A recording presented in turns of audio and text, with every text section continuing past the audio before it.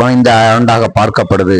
10 வருடங்களுக்கு ஒரு முறை இந்த பே கமிஷன் மாற்றி அமைக்கப்படுங்கிற ஒரு நடைமுறையில இருந்தாலும் 1 ஜனவரி 2025 அது வரைக்கும் இந்த பே கமிஷனானது அமைக்கப்படுமா அமைக்கப்பட மாட்டாதா அப்படிங்கிற சந்தேகங்களுக்கு பல்வேறு மத்திய அரசு ஊழியர்களுக்கும் பென்ஷன் வாங்குறவர்களுக்கும் ஒரு மிகப்பெரிய கேள்விக்குறியா இருந்த ஒரு காலகட்டம் தான் இந்த 2025. அதே ஆண்டு எண்டுக்குள்ள பலவிதமான மாற்றங்கள், அதாவது ஆஃப் ரெஃபரன்ஸ் அதை உடனடியா ரிலீஸ் பண்ண வேண்டும் அப்படிங்கிற ஒரு கேள்வி, டேர்ம்ஸ் ஆஃப் ரெஃபரன்ஸ் வெளிவந்ததுக்கு அப்புறம் அதுல பல்வேறு குறைபாடுகள் இருக்குங்கிறது மக்கள்ல ரொம்ப ஒரு அதிர்ச்சி ஏற்படுத்தக்கூடிய விஷயமா இருந்தது. இந்த 2025 ஒரு முக்கியமான வருஷமா பார்க்கப்படுது. எதுக்குன்னா இந்த 8th பே கமிஷனுடைய.